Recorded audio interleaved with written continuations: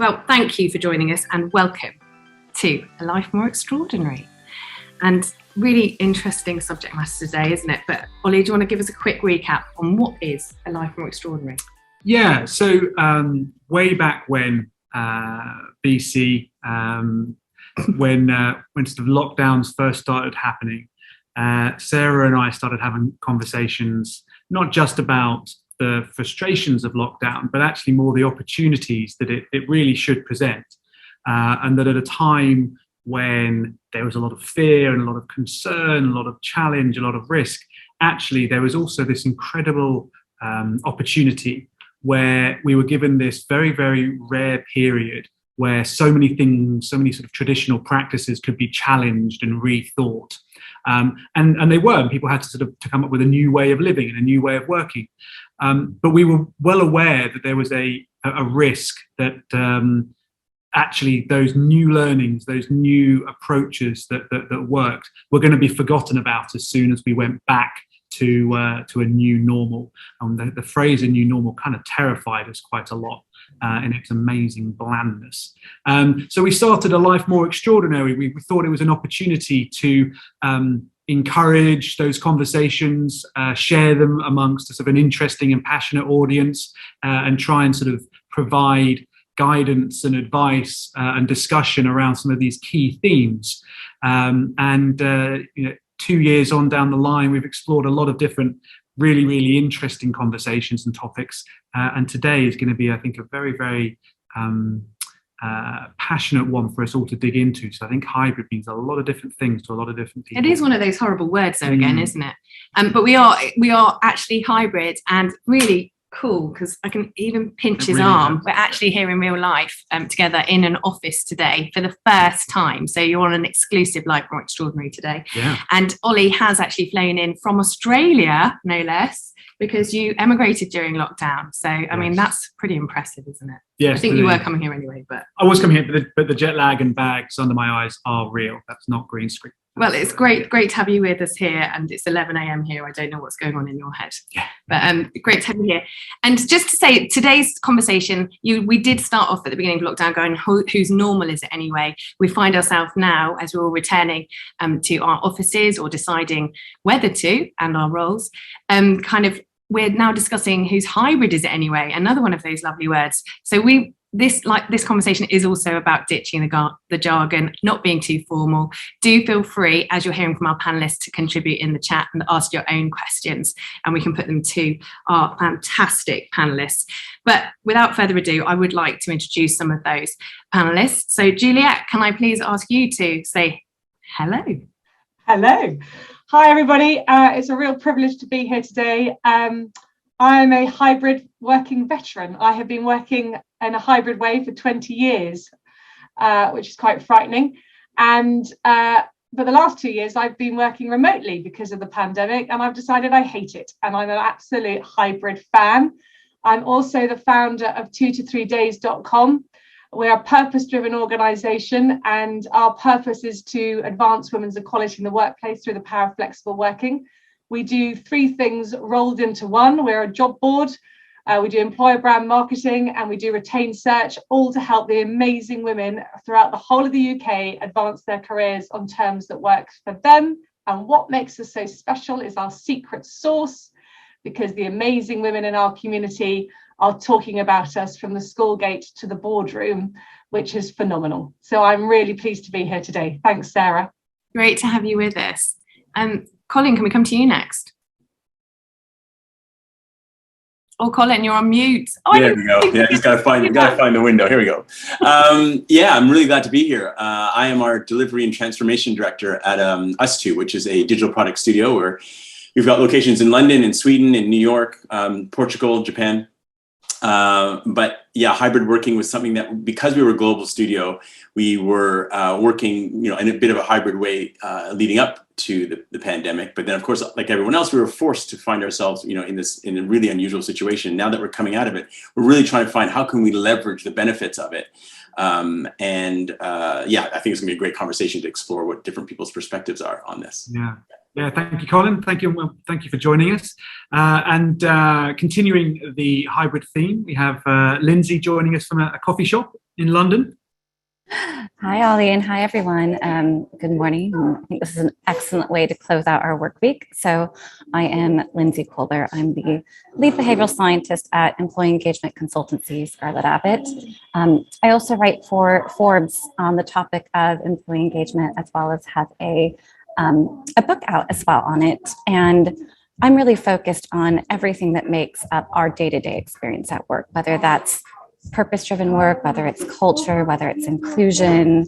And I think obviously where we work and who we work with has a large impact on how we feel at work. And so that's where I focus my energies. And that's an Amazon best-selling book, isn't it? Called Even It Better. is. I was like, oh, do I say best-selling book or then do I just sound obnoxious? I just did it. Well, welcome. It's great to have you with us. And also, Nick, if we could get you to introduce yourself, please. Yeah, hi everyone. My name's Nick Ponsford. I am the co-founder of the Global Equality Collective. I started working remotely back in 2010 due to the needs of my first child. And then since then, I work in education. I've helped the DFE EdTech Demonstrator, which meant I helped nationally make all the teachers move online when COVID hit.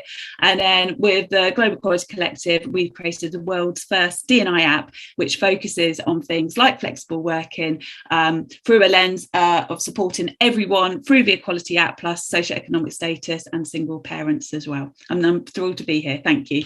Amazing. You're very welcome. So we do have some hybrid veterans in our midst. I'm not on a sponsored hybrid, by the way, but somebody should be counting how many times I say it. I might try and switch up the language a bit. But one of the very qualified veterans of that word with us is Juliet Turnbull. Juliet, do you want to tell us a bit about your history of working in a hybrid way? And then we should also hear from Nick. Yeah, well, I started off in the dark ages back in 2002 in my first career as a chartered surveyor. I set up my own business from my second bedroom in Earlsfield in South London, when nobody talked about portfolio careers. Nobody really had, mobile phones were still bricks. And nobody talked about work-life balance, and I worked in a very presenteeism industry. So I set up and I would do all my strategic thinking at home and I would do all my admin, but I spent my entire life in clients' offices doing my work, and I had the best time of my life because I didn't think about it any differently. There was no language for it back then. I just did it. And I've been doing it ever since. I'm now a mum. When I started, I didn't have any children, and then I had little ones, and my husband worked away, and so abroad a lot. So it enabled me, which is what I believe in my absolute core, to integrate work into my life.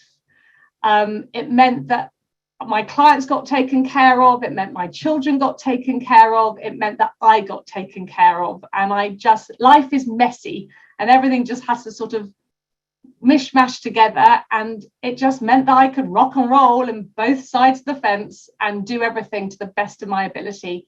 So I have personally, it was only when I was reflecting the other week, actually, I have personally really suffered in the last couple of years since the pandemic, because I have moved to remote working and I personally hate it. I need to get out there and have that interaction with people. So that is what it has meant for me in a nutshell. So you really feel like you need that mix and that life is really messy and that helps it? Yes, really. I need that quiet time to do my thinking, but I also need to go and be with clients, be with colleagues, build partnership. You need to build relationships. Work is about relationships. Life is about relationships. We need to work with one another. And when you're even on a Zoom, when that red button goes and you have to press it and you just sort of disappear in a flash, you lose all those little moments of when you might walk to the tube, you might reflect afterwards, you might go and have a cup of coffee, you pick up the body language, whether it's good or bad, with your clients and your colleagues, and you have time to reflect and talk to each other and overcome obstacles and challenges, as well as seize opportunities. And I think it's very hard to do that exclusively remotely. But don't get me wrong, there are times when when I used to work in the office, when I used to get so frustrated that I'd be interrupted all day or go into meaningless meetings that I didn't need to go into, I love the fact when I can take control of my diary and go, you know, Monday morning or Tuesday afternoon, I'm going to do my quiet time. I need to reflect. I need to think, oh, I've got admin. I've got lots of tasks to do. But then I love the fizz and crackle of going out there and being with human beings and make stuff happen, because that's my super skill. I'm a connector, I'm a doer, I'm a creator, and I cannot do it sitting in my office at the top of my house in Wandsworth, where I am now. And it really has a negative impact on my mojo. Okay, so fizz and crackle mojo, but I know that some people on the panel know that remote is really proven. And Nick, can I bring you into the conversation then? Because I think you felt forced to work remotely or more remotely. I did. So I was a senior leader in education. I had won the teaching award. I was something called an advanced skills teacher. So I was working across schools nationally to help with inclusion and using technology. And then I had my first son who had needs. And I basically was told I couldn't be a leader if I couldn't come into school 5 days a week, which I couldn't. So I didn't, and I left. And actually, it was probably the best thing that happened to me. So as a result of not having the privilege of being able to go to work 5 days a week, I've moulded a life without it. And that's meant that through LinkedIn, I met an ex-Harvard director, and I wrote Techno Teachers, which Harvard published in 2014, which I wrote all from this room while my son was sleeping. And then the Global Equality Collective, we have done that all remotely. Kat and I have met 9 times in real life. 9 times was last week, actually. We've created 15,000 in our community, 350 subject matter experts that I would never have been able to reach out, you know, in my lifetime. And then we've crowdfunded and raised over £300,000, again, all through using technology. So I understand if people have got the privilege and can do hybrid working, but if you have children who've got needs, or you're a sandwich carer, or you know, there are ways that you can still be productive and bring your whole self and have authentic relationships. I can see some people on this that have joined me today who I've never met in real life and who are great cheerleaders and, you know, have got my back. I think that that's where hybrid work can work, but remote work has made what I am and will continue to. So I love it. That's interesting. That's really interesting. 2 different sort of points of view there. And Colin, I know you've been looking at the concept of hybrid work from a few angles, a couple of them sort of perhaps not the most commonly spoken about angles. Can you tell us a little bit about that, please? Yeah, sure. So at us too, a lot of our work is done in teams. We do an agile way of working, so it's very much founded on a lot of collaboration, daily collaboration. And what I noticed when we moved into the fully remote situation, even though people were more productive, eventually became more productive, one of the constraints seemed to be troubleshooting. So identifying that there was a challenge or a problem that was going on within a team was much harder. And then getting it resolved seemed to take a lot longer. And what I noticed is the nature of the way people communicated in a sort of screen-based environment was quite different than, like Juliet, you were saying, like there's an in-between minute moment between a meeting where you can have a little chat, you can ask a quick question and so on. And I think you can actually rub off some of the edges of the conflict, smooth that out a little bit when you are having difficulty with another colleague. And so one of the things that we were looking to do is how can we get the benefit of remote working, because there's a lot of benefits, and we talk about, sort of the quality of life and fitting the messiness of your life together in a package, but then also how do you maintain that fluidity of relationships and keep that working smoothly. And I don't know, I think in everyone's work life it'll probably be different, but when I think about our situation, us two, because each discipline that is coming to solve a problem comes with their own lens. The strength of that is you get all these different lenses looking at a problem, but the challenge is also that you also get more friction. And we see that as positive, generally speaking. We see that friction as a good thing. But if it gets out of hand, where it starts to blend into the dynamic of those people not getting on very well, then that friction sort of can spark a fire. So that's the thing that we've really been playing with a lot. Like, how much do we need to be together so that those relationships are strong enough that when we're not together, we can give people the benefit of the doubt, we can be transparent and open, we can be honest, we can provide constructive feedback that's received in a good way. All those things are the things that we're trying to find the right balance for. really interesting, isn't it? That kind of idea of lots of lenses and the sort of friction and refraction and causing fire. Also really heard from Nick, though, that kind of she can see people on this call that she's never really met in real life who she absolutely knows have her back. So it's really a different thing, isn't it, for different people. Lindsay, let's bring you in on this because you know about the psychology of this. Where is this balance, between whose hybrid is it anyway? Is it kind of employee choice? Is it business choice? Well, I think the idea of who owns it sort of inherently implies that there's a conflict. And I would say that, teams own it together, because Colin made some really great points in that. And I think Nick did as well, in terms of, I do think relationship building, there's an element of it that absolutely has to be done in person. There are things that you just cannot pick up over a screen. But conversely, there are things that we were able to pick up over the screen that we wouldn't have otherwise. People could see into my living room and they could see paintings and so on and so forth. So they could get this view into my life that wouldn't have happened otherwise. So I think there's that relationship aspect, but I think it's up for teams to decide together, and that comes back to what's the purpose of being together and what's the benefits of being apart. Where do we do our best work? And I guess at the end of the day, it probably comes down to control. People think if managers don't want people working from home, that it's about trust. But if you didn't trust your people to do their job, they probably wouldn't be on your team much longer. So I would probably make the argument that trust is just a proxy for control. I think control is where we get stuck. So, in terms of this ownership, teams own it together. I think if push comes to shove, employees have the upper hand, and people that are insisting that their people come back in probably need to take a good long look in the mirror and figure out, where they're actually getting stuck and what the real problem is.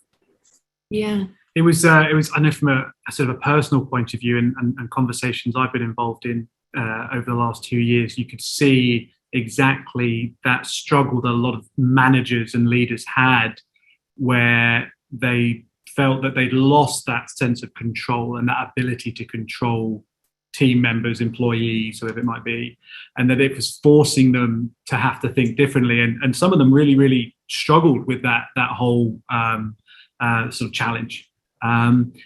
Colin, from your side, it's interesting there that sort of Lindsay brings up that concept of trust and sort of the team sort of working things out. Like, how have us two been finding what works and what doesn't work in terms of navigating those challenges? Yeah, I think that what didn't work, and I'm thinking of a very specific situation where we had an elongated challenge that just could not seem to get resolved between some team members. And what didn't seem to work was allowing the team to sort it out themselves. I mean, that was initial kind of responses like, we understand, we accept there is a challenge going on here, but you need to kind of have some sessions where you're dedicated to talking about that stuff and try to work it out. And I think when we set out that approach, we were very much convinced that was going to work. I don't think we even suspected that it might not work. But then it seemed like time was going, and the team kept coming back into a circle, and it just wasn't really working. It was a little bit of a coincidence. We didn't actually set out to do this, but as a coincidence, we had a break in the lockdown. We ended up all getting together, not for the purpose of dealing with this issue, but because we were together, it kind of came up. And funnily enough, it got resolved in one afternoon, what had been going on for several months. And what it turned out to be was lack of trust amongst themselves. People thought that others had an agenda and that they weren't really saying what they really meant. And once they, I wasn't there for the full resolution of it, but it seems like once they were able to talk face to face, there was something about that trust that was seen as being there, as opposed to suspect that maybe it's not there. So that was one example that was really stuck with me, because I do recall the suffering that the team was going through for such a long time, and how, as if by magic, of course it's not magic, but it kind of looked like magic, they were able to resolve it quite quickly in one afternoon, and a little bit by accident. Yeah. Okay, that's interesting. So trust being key to that. We also heard from Lindsay, obviously, this living in lockdown kind of sparked people realizing kind of new talents, new creativity, new things that they were interested in, and maybe wanting to sort of build that into their kind of their work life now too. Nick, are we kind of in danger here of missing a real opportunity for inclusion if we don't kind of really hold fast to kind of the remote working that we were forced to do? Yeah, I think we are, because I think, you know, some of the strands that are being talked about at the moment aren't maybe taken in where there have been more opportunity as a result of hybrid working. In education, we learn a lot from the business side, and we have our own recruitment crisis at the moment. And I think that there are, I mean, not just when we talk about gender equality in the female workforce, and you know, in education, we've got huge numbers of 30 to 39-year-old women leaving at a leadership level due to taking on the primary care role. We've also got people that are disabled by their circumstances as well, that hybrid working can really give opportunities. And I know myself, I've got 3 young children. I am extremely productive in the short amount of time that I have working at home. And I know that this has been echoed across many industries, that actually the time at the water cooler or the long lunches and all that kind of thing, that actually being on site and being together cause more problems and kind of a lack of productivity. That there are, when you have that trust, which you should have with your employees anyway, you know, if that's what you're doing as a leader, that hybrid working can actually help be a great equalizer and offer opportunities to people that have been denied them in the past. And, you know, we're seeing that at a point where we've got recruitment and retention problems across so many sectors. We need our best people to work in the best way that they can for us, you know, now more than ever. Yeah, that's really interesting, actually, isn't it? Because it's that kind of the brokering, the trust should be there anyway. Interesting that it was almost like maybe challenged during lockdown. Maybe that's more to do with control. But yeah, a recent LinkedIn survey showed that 52% of working women in the UK have left or are considering leaving their work because of a lack of flexibility. So I think that's, you know, that's what you're referring to. And also the same survey showed that 37% feel that the progress on flex that we did have during the pandemic is starting to be lost. So I wonder if there is that kind of, like, as Colin's saying, keep experimenting with this as an opportunity. But, you know, are companies going to be serious about building that in, Juliet? I mean, you've been trying to really target companies about really taking on part-time workers at a senior level and really tackling flexibility and owning it well. Yeah, I think, you know, there's a war on, well, there isn't a war on talent. There isn't a lack of talent. There's just that there's a lack of companies looking in a more open way to finding that talent. And I think the companies that are grappling with the most are the big juggernauts, the huge corporations, because they've just got so many people to think about. I think SMEs have been doing it for years and have thrived on flexible working, and that's how they've employed people. They don't necessarily need them full time. But the corporations that we're talking to, they are getting their heads around it.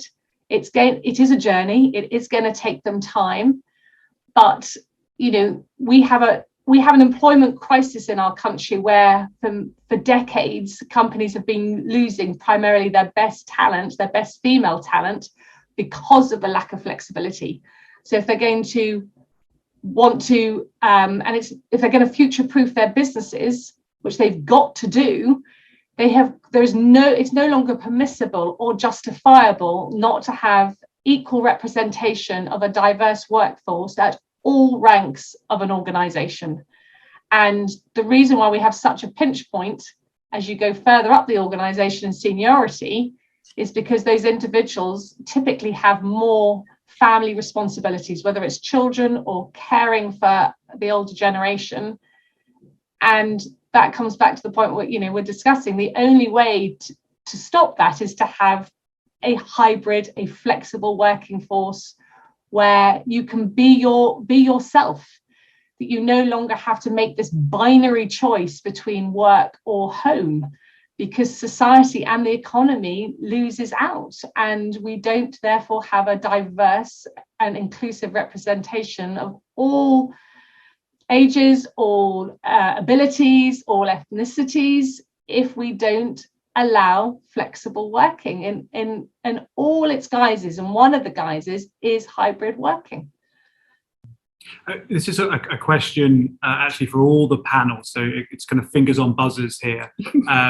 But has anyone seen or been doing anything where you've helped individuals within a team try and figure out what is the right balance mix for them? Because I think there's perhaps a lot of people, and maybe sort of more junior members within an organization, who actually haven't quite figured out what works best for them, and kind of maybe just go along with the crowd or go along with what their manager or boss is sort of telling them that they have to do, need to do. But I'm interested in sort of like, how can we as individuals figure it out ourselves, help others figure it out? I'm going to jump in. So we, Kat Wildman and myself, we've created the GEC app. So for the Global Quality Collective, we've created the world's first D&I app, which is a digital platform. And what we do, we ask leadership teams around flexible working and hybrid working. We've got a whole section. And then we've got our next for staff, and we've got a whole section for staff. And we've got that for business and organisations and education. And what that allows staff members to do is to really give a safe, anonymous voice to their experience, to their leadership team. So we can show leaders where their blind spots are.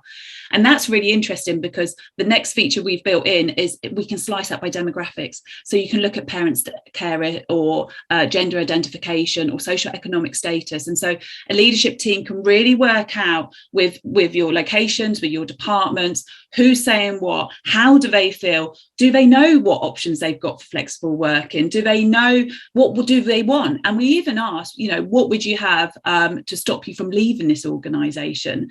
So that means the organisations that we're working with, they can capture all this information really quickly and then build, solutions around diversity and inclusion based on the data that we give them. And that's been really important to Kat and I to do that as working parents ourselves, to make sure that this was built into it. And and they love it. They love the GEC app because it does it in a really simplistic way, but is really focused on this topic in particular. And that's any kind of size of organisation, but we kind of make it easy for them, because that's what we need to have real inclusion in our workplace culture, so people feel that they can bring their authentic selves, and feel that they can be productive, and not just work flexibly, but live flexibly as well, which is really the balance that we're after.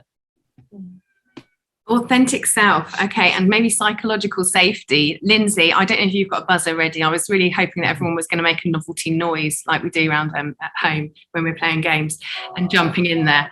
But yeah, can I ask you about that, kind of the brokering that kind of conversation? About psychological safety. Yeah, kind of maybe that authentic self, being able to be yourself so you can work. It's an interesting space to explore, isn't it? Yeah, it is an interesting space. And I think it comes back to what we were talking about earlier, and it's the strength of the relationships we have and the trust that we have in those, right? Like, for example, if I don't trust that everything that I say isn't going to be repeated to HR or to my manager, then that creates a really tricky environment. So I think psychological safety really stems from that trust in teams, but also the way that we react as a company when mistakes happen. I think that's one of the most telling areas is, do we come together and be like, ooh, well, we've learned our lesson, let's maybe do it differently next time? Or are people quick to blame, to point fingers? So I think that psychological safety and showing our authentic self. Wow, puppy. I love dogs. That's great. Well, I can't even show you the dog because it's not mine. It's across the room, so I can't be like, look, here's my cute dog. But the point I was making is, I think that it comes down to the strength that we have in those relationships, and then culturally as a team, how do we react when things go wrong? Because that is way more telling to me than how we react when things go right. So I guess that would be my 2 cents. And I think the dog is everybody's thinking about the dog and thinking, what sort of dog is it? Yeah, I think it's like a beagle situation. Oh. On that, actually, you mentioned there about sort of the idea of what happens when something goes wrong and that experimenting. And so Colin, coming to you, I guess within a product studio like us two, with an agile way of working, sort of doing and learning and iterating is kind of baked into that process. Has that been valuable and useful then as a way to learn how to hybrid? It has. I mean, we have taken an experimental approach to all of it. So everything we've done, I mean, even the language we use, let's experiment with that for a couple of weeks or a month or 3 months, or give people the opportunity to try something and see how it's going to work. So when we just as a way of a bit of background, our lease for our space was, our 10-year lease was up in the middle of the pandemic. So we ended up having a conversation about, are we going to be getting more space? And if so, how much do we need? That question was probably quite relevant for a lot of people. And we felt that culturally, we felt we were going to need space for accommodating everybody. We didn't necessarily know how much they would be, but we knew we'd accommodate everybody. And while we were in that process of being kind of homeless, we said, people, you can live anywhere you want. Try that for 6 months and decide, after that, we're not expecting you to come back, so you can do what you like. And lots of people took us up on it, which I think was fantastic. Some people moved just outside of London, some people moved to other countries. And I think that experimental ethos that was in the air made people feel like it was safe to do that. They could go try this and see what would happen. And they could even take an experimental mindset for themselves. Like, I'm not committing to living in Portugal, but I'll go try it, see what happens, see what it's like. So yeah, I think that mindset, which is pervasive in the way that we operate generally, really showed up when we started looking at something that was quite unknown for everybody. It's not to say, we were all unclear about what the future looked like. And I'm glad that we had that mindset to rest upon to help us make decisions. Like, let's try some stuff and use that as input to decision making. Actually, on that, there's something that's quite interesting as well, because for certain people, that idea of experimentation and making your own decisions can actually be quite daunting as well, quite scary. So I can imagine that it was almost doubly important that the leadership are then all on that same page about why are we doing this, how are we doing this, what's the language we're using here, so that even within a period of experimentation, there is still that foundation of support and trust. And that's the consistent part during a period of change. Yeah, for sure. And I'd say also we were modeling it ourselves. So we ended up hiring someone in Germany, in which we have no sort of physical presence. And that was part of us demonstrating that we were going to be willing to try some things that we'd never done before. But prior to that, all the leadership was in London. And we had added a member from our Sweden studios. That didn't seem so radical, but hiring someone in Germany was quite radical for us in that sense. And we were also quite transparent about us not feeling like we had an answer. I think there was a lot of media that gave the impression that leadership in other organizations were clear, whether they were or not. I think that's the way it was represented. And we felt we needed to be transparent, but that we didn't feel we had an answer, and that our offers to allow people to experiment were authentic and genuine. They weren't just a nice thing to do or make it sound like we're being flexible when we're just, trying. We really wanted people to understand you can try something, and you'll have this, this big window in which to play, in which it's still safe to do that. And it might not work. You might go somewhere you think internet's going to work and your connectivity is not good and no one's going to hold that against you, and that sort of thing. We're going to be, as flexible as we can be to accommodate people trying stuff out, so they could know for themselves where they really stood based on evidence as opposed to projection.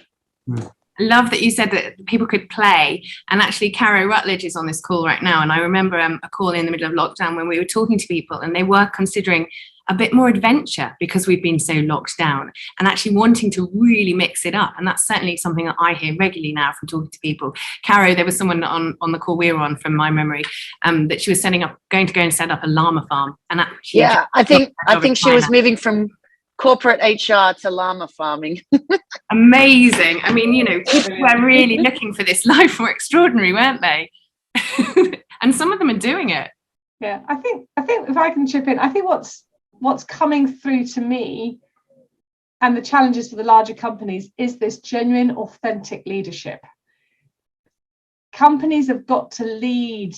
They've got to be more visible. It's great. I don't know how big your business is, Colin, but it sounds very empowering what you guys are doing as a team. But when I speak to, it's fine with the smaller organizations, it's the bigger organizations where they've got to show they're genuine, they've got to show their human side, they've got to show their vulnerability, so that they can empower their staff, so that they are, they're not talking the talk, which is still happening, but they are genuinely walking it and acknowledging the mistakes they've made, and show that they want to improve and that they're hearing what their staff want, rather than sort of sending dictates of what's got to happen. Because people don't fall for it anymore. It's just corporate bullshit, you know, and people are so tired of it, I think. And this is where the pandemic has been this amazing opportunity to empower and liberate our workforce so that we perform at our best, and you no longer have to sort of put your poker face on and pretend that you've got a dog and pretend you've got children and pretend that you're knackered or pretend that you're feeling ill, that you can go to work and be yourself, which I think that's the massive opportunity that we've now got to exploit and I mean that in the most profound and empowering way. It's a massive opportunity to walk the walk, but how about running? Nick, how can we get really good at this and really bringing people in to designing kind of how they want to work, and you know, what should we be measuring? What's really key to making this work? Great. Yes. Okay. So two words probably. Well, I'd say come to us in the GC and come and use the app. Corporations, everyone, the whole world. There's a kit there. But 2 words. So what we're learning, there's, I think first thing is about communicating. So communicating it to your staff that all levels can have a discussion around the way that works best for them. Now, not all roles can be hybrid or flexible, you know, particularly I have that conversation a lot with curriculum teachers. Can't just take a day off when you fancy because there's a load of kids waiting to be taught something. So that doesn't always work, and that doesn't work in corporations either. So it's communicating across your level and educating them on what does this mean, how could this work, and also understanding that hybrid working changes to the needs of the people in a lifetime of that they've got a career with you. So that's the first thing.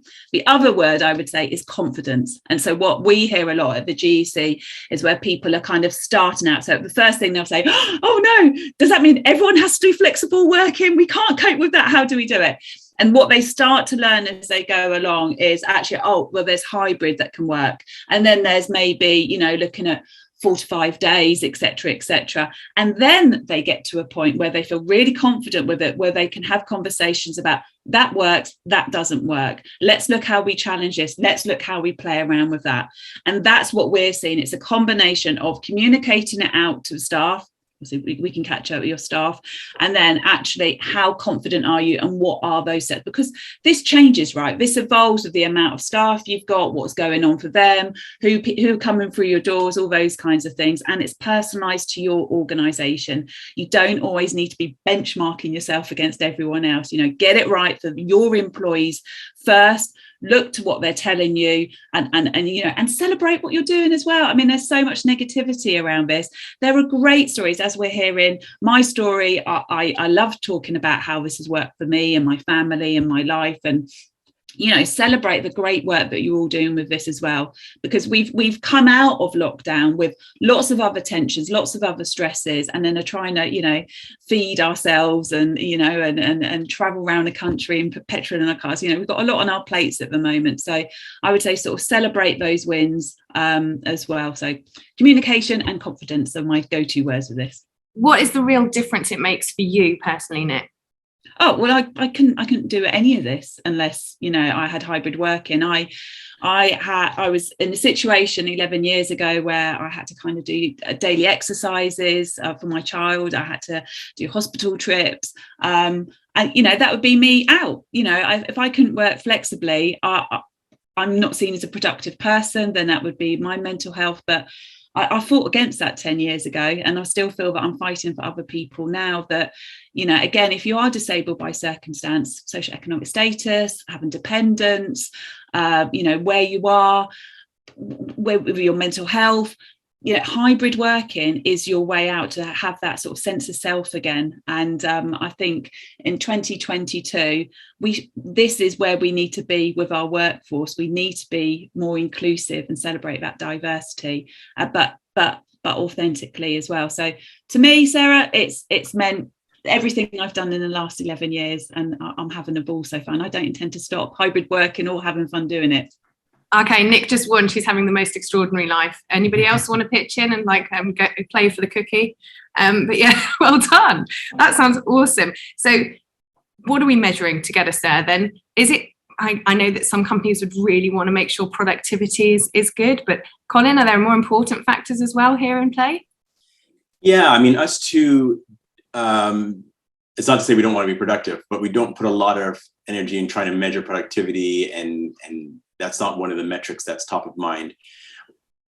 Funnily enough, and this might sound a bit trite, but it's about happiness, about people's engagement, how connected they feel to the organization.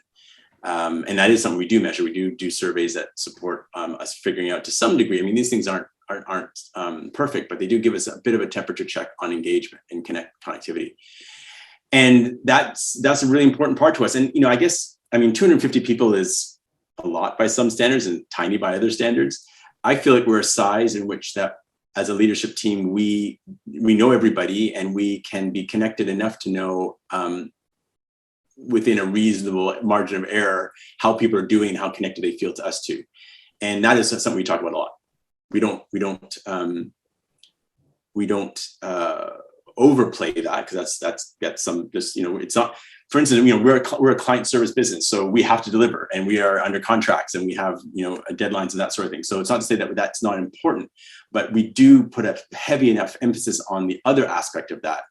And I think the reason for that, it probably comes back from our founders, but I think fundamentally it's because we believe the first one leads to the second one. Like, if you've got people who are engaged and feel good about where they work, and they feel trusted and their voice matters and all those things, that has a direct relationship to the quality of the work that they do, and how engaged in the work itself, not just getting on with their peers. So it is what we pay attention to. It might not be the right thing, but it's what we do. Can I chip in as well? So when we look at the first thing is on inclusion, belonging, exactly what Colin's saying, and we ask them questions if they're proud to work there, if they can be themselves there, those sorts of questions, which yeah, they do sound a bit trite when you say it out loud, but actually that's what you need to know as an organisation. Do people want to turn up every day? Do they feel safe? Do they feel proud to be part of your establishment? Because actually all those other things follow on from that, because if they're having a hard time at work, their line managers are giving them difficulties. If they're it's really stressful every morning thinking about how we're going to get there because I'm having to sort everything else out, or I'm not quite myself and my team, or I feel uncomfortable. All those things matter in terms of keeping your best staff. So those inclusion and belonging absolutely needs to be measured as a part of this. Yeah, inclusion and belonging. So for your community, is that key as well, I'm guessing? 2 to 3 days, Juliet? Yeah, we run regular insight sessions with the women in our community and ask them what it is that they want from companies so that they want to go back. And one of the most important things is they want to understand the culture of the organization. How can I be me? How am I supported for my company to flourish in my career? It's a sort of given that they've got to be productive. That's business. Business is there to make money, and we all need money, and we all need to go to, we want to work for various reasons. But echoing what everybody else is saying, we want to be our best. We only get one life, the last time I checked, and you want to enjoy working, and you want to be able to flourish and be your authentic self. So women are demanding that companies explain the culture. How do I show up? How do you support me when life doesn't go quite right? In my simple world, we've lived in an era for the last 50 years where the commercial side of a business has driven how human beings behave, which is all about money, money, money, money. Show us the bottom line. And we have treated people like economic units, when we are human beings, not human doings. And, mental health we hear about is on the rise. People are burnt out and miserable. The fact that we are talking about happiness. And I think we are now moving into an era where culture has to come first. You can no longer have your mission statement behind the reception's desk and nobody know what it means. You've got to live your values and embrace people in all their different technicolor and views on life. And therefore companies have got to, like Colin's company is, you've got to really bring your culture to life and make people feel self and empowered to be their best. And I think it's really exciting. I think it's challenging for companies, but I think it's long overdue. And I think it's really exciting that companies have got to no longer play lip service to this, but treat it with the respect that it deserves, that the human beings deserve, so that we can empower everybody and so that society and the economy is at its best. And, my passion is to support women, and a place that works for women works for everybody, and it's good for our society and it's good for our economy, which makes us more productive and happy. Love it. And I can excuse. Oh, sorry. No, I was just going to say, I love we're human beings, not human doings. When we were bouncing around titles, actually, in lockdown, there was because we love a song lyric, there was a "Are we Zoomers or are we dancers?" Song lyric kind of bounced around there. So yeah, I think that's key. Colin, what did you want to say? I was just going to add a couple of personal stories from us too, because I think it might be inspiring to others who are questioning, hearing our conversation, wondering, well, really, how does that work and what does that really look like? One story is a woman who works on my team, and she's Armenian. She has been working and living in London for quite a long time, but Armenia had a war during the time that we had the pandemic, and she was very concerned about her family, and her cousin was going to the front line, and so she asked, could she work from Armenia during that time so she could be close to her family? And of course, the answer was yes. So that was one example where we didn't question whether, would she be productive and would she be distracted. It was for her to manage that, and she did, wonderfully. And then another scenario is someone who went through a gender transition while at us too. And of course, that's a very long process, right? There's the surgery, but leading up to that, there's a lot of medical things to be dealt with and so on. And he felt, he just left. He's been there for 9 years. And he said, and as part of his exit was that he never felt more supported than going through something so important that he could be transparent and show up as his full self at work through that whole process. So as two, pretty radical examples, I think it might help people be able to position in their mind, what does it really mean to be that kind of culture where you, allow for that kind of flexibility and that kind of support and inclusion? There's something quite interesting, I think, about that first story you said there, Colin, where actually the leadership team deliberately didn't try and focus on, well, how are you going to do this and how are you going to remain productive? It's actually saying, well, look, we're going to trust you to figure that stuff out. Our role here is to support you. You told us this is important. Fine, fantastic. We'll help you make that happen from a sort of a logistics point of view, but we also kind of trust you, and you have the responsibility and the accountability as a member of the team as well to then sort of do what you need to do to make this work. Yeah, absolutely. So Lindsay, then thinking about that that sort of role of leadership, it kind of connects to a question, sort of a comment from Vicky in the audience, where she talks about, again, us two, where you were quite open about the part of the approach being an experiment and being vulnerable to and open to failure, but we're coming from a position of good intent. Lindsay, how common actually is that within sort of organizations at the moment and within people at the moment to have that trust within each other and say, I'm not going to try and dictate to you how you do this, I'm just going to support you in making it happen? Yeah, I guess I'd say it's organization dependent, context specific. So I wouldn't have a really clear answer. My gut is it's back to culture, like we've talked about. So if you've got a really supportive culture, that trust will be there. If you have a more toxic culture, it won't. I doubt any organization thinks of themselves as experimenting. I think that's a very scary word for companies for whatever reason. So whether they're in the midst of a large experiment and not knowing it, I think is what's happening. And we're all adaptable people. We're going to figure it out along the way. So I think sometimes organizations need to not worry so much about changes in environment, because again, we're smart adults. We're going to figure out how to make work for us, because I think back to one of Colin's points, he was talking about productivity shouldn't be the measure, and he's so right. The measure really needs to be like motivation, right? Because every day, all of your employees, they wake up and they ask themselves, how hard am I going to work today? That is the one question we all ask ourselves every morning when we start work, and that answer really depends on the bare minimum to not get fired, or the most I can do if I'm really motivated and engaged. So I think keeping that motivation up, which again is about reward and impact, so purpose-driven work and value and the ability to do something, right? Do I have the right resources? Am I not burned out? Is my health good? Is my energy there? My flexibility? all of those components that make for good work-life balance automatically feed into motivation. And that's the metric that I think we need to be laser focused on throughout all of these changes and understand the different factors that go into that. Interesting as well, because I know that you wrote about the Great Resignation as well, Lindsay, and it's that kind of fact that people will choose to opt out if the values don't match as well. So kind of there is that kind of, if you're purpose driven or maybe fun driven, I mean, certainly the way I would answer that question, because I'm mostly influenced by 5 and 7 year olds, is I will work as hard, I will work harder if it's much more fun, so kind of like if that's what gives me energy.